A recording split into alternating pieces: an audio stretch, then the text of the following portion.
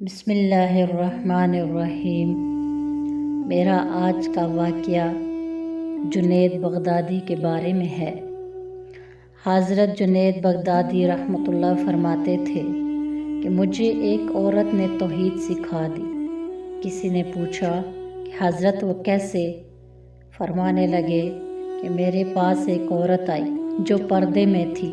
کہنے لگی کہ میرا خاوند دوسری شادی کرنا چاہتا ہے، آپ یہ فتویٰ لکھ کر دیں کہ اس کو دوسری شادی کرنے کی اجازت نہیں ہے۔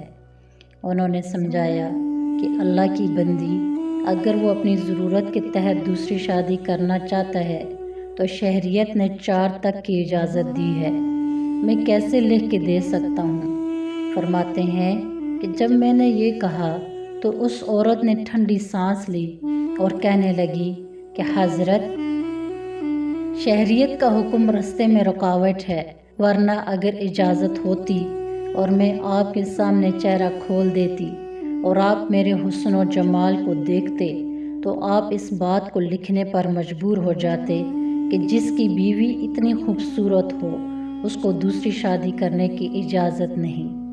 فرماتے ہیں کہ وہ تو یہ بات کہہ کر چلی گئی، مگر میرے دل میں یہ بات آئی کہ ہے اللہ، آپ نے عورت کو عارضی حسن و جمال عطا کیا، اس کو اپنے حسن پر اتنا ناز ہے کہ وہ کہتی ہے کہ جس کی بیوی میں ہوں، اب اس کو محبت کی نظر دوسرے کی طرف ڈالنے کی اجازت نہیں۔ اے میرے رب، تیرے اپنے حسن و جمال کا کیا عالم ہے، آپ کہاں پسند کریں گے آپ کے ہوتے ہوئے کوئی بندہ محبت کی نظر کسی غیر کی طرف اٹھا سکے۔